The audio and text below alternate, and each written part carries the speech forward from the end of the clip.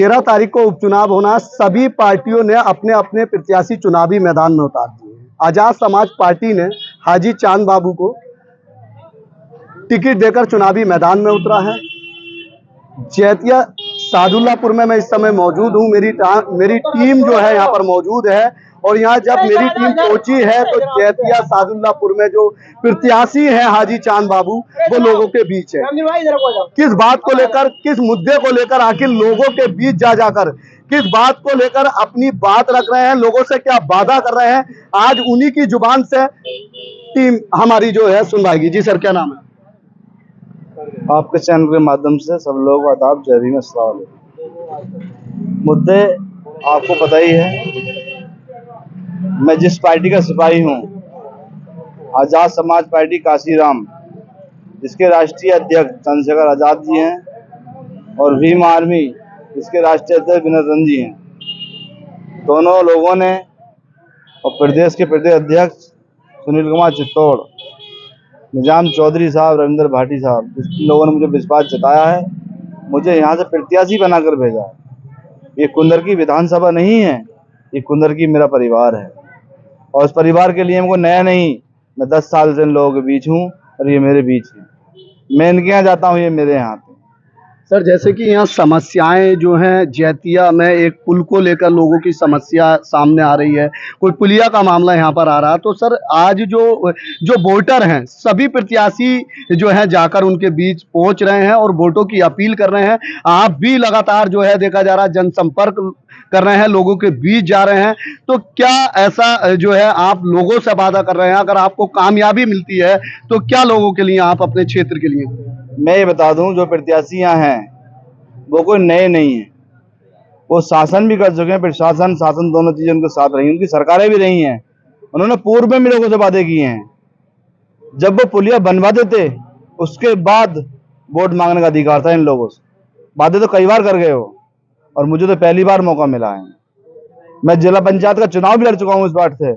मैंने उस समय भी इन लोगों से वादा किया था, अगर अल्लाह ताला मुझे जिला पंचायत मेंबर यहाँ से बनाएगा तो पुलिया का वादा मैं कह गया था और वादा पूरा करता। और आज फिर मुझे मौका मिला है और ऐसी पार्टी से मौका मिला है जो पार्टी गरीबों की और जो मजलूम हैं, जो परेशान हैं और जो बेसहारा हैं, उनकी आवाज उठाने का काम करते हैं। मैं उस पार्टी का सिपाही हूँ। मैं वादा करता हूँ इन लोगों से, अगर मुझे ये मौका मिला और आप लोगों ने मुझे प्यार दिया और मैं विधानसभा जीत के यहाँ से पहुंचा, तो मैं वादा करता हूँ इन 2.5 सालों में पुलिया बनवाने का काम करूँगा। तो बिल्कुल, ये जो प्रत्याशी हैं हाजी चांद बाबू, आजाद समाज पार्टी से इनको प्रत्याशी घोषित किया गया, तो इनका ये कहना है कि अगर मुझको कामयाबी मिलती है तो मैं विकास यहाँ क्षेत्र में कराऊंगा, लोगों के जो अधूरे सपने हैं उनको पूरा कराया जाएगा, अस्पताल से लेकर और जो पुलिया निर्माण को लेकर, या जैतिया फिरोजपुर के पुल की जो समस्या, सबसे बड़ी जो समस्या है वो जैतिया, और भी मेरे साथ जो गाँव के लोग हैं उनसे जो है जुड़ने की कोशिश करेंगे। जैतिया सादुल्लापुर की बात करें, उस पुल की बात करें, रेलवे पुल की बात करें, और तो यहाँ पर जो है 3 सगी बहनें जो है हादसे का शिकार हो चुकी हैं। 3 सगी बहनों की यहाँ मौत हो चुकी है। एक बाइक भी यहाँ पर जो है क्षतिग्रस्त हुई थी, जो घायल हुआ था शायद उसकी मौत भी हुई थी। बड़ा मामला, इनका जो दर्द है, यहाँ के जो निवासी हैं इस गांव के, उनका बड़ा दर्द यहाँ पर आया है। हाजी चांद बाबू का ये कहना, अगर मुझे कामयाबी मिलती है तो सबसे पहले इसी पुल का निर्माण जो कराया जाएगा। और भी जानने की कोशिश करेंगे। जी सर।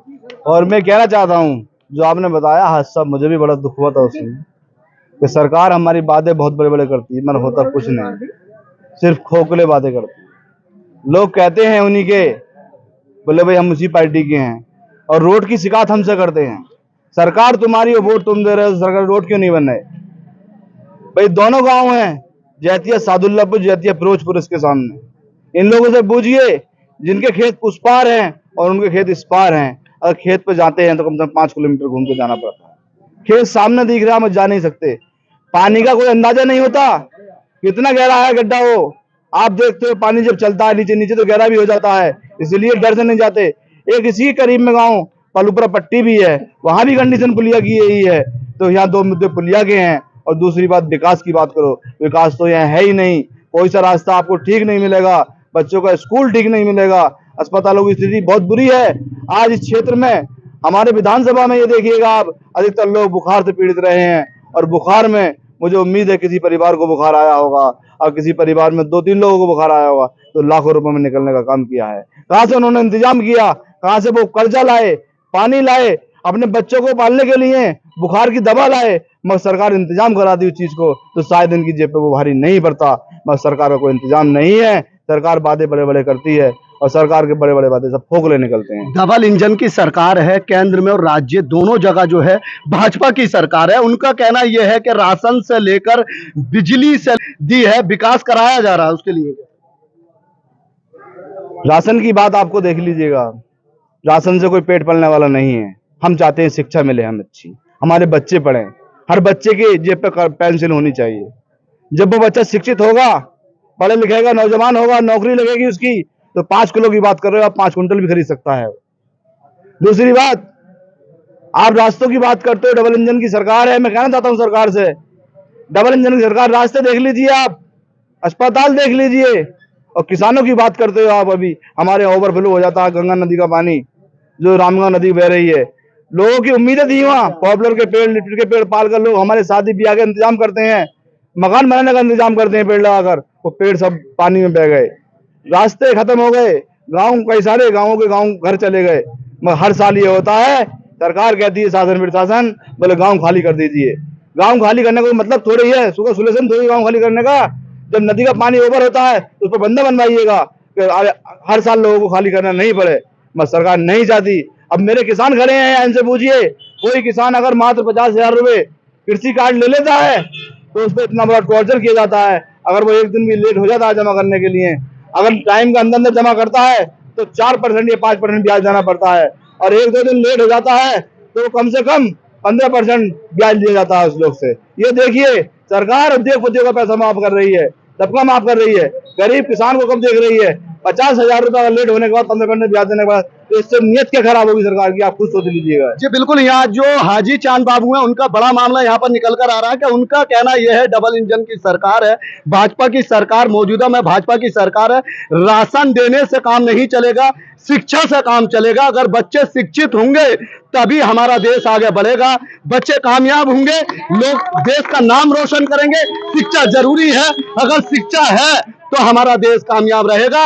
और इनका दूसरा जो मामला ये निकल कर आया है, प्रत्याशी हाजी चांद बाबू का कहना यह भी है कि भाजपा सरकार ने जो किसान निधि दी है, किसान निधि की हम अगर बात करें तो किसानों का बाढ़ से पानी आने से जो यहाँ पर रामगंगा नदी होकर गुजर रही है, उसका जो जलस्तर जो है बढ़ जाता है, तो काफी लाखों की तादाद में जो यहाँ किसान भाई हैं उनकी फसल बर्बाद हो जाती है। और किसानों की फसल बर्बाद होने के बाद उन्हें जो है कहीं ना कहीं बैंक से लोन लेना पड़ता है, जिसको लेकर जो है अधिकारी, जो बैंक के कर्मचारी हैं, उनको प्रताड़ित करते हैं, उनको परेशान करते हैं। लेकिन 2,000 रुपए की किसान निधि से उनका कुछ नहीं होने वाला।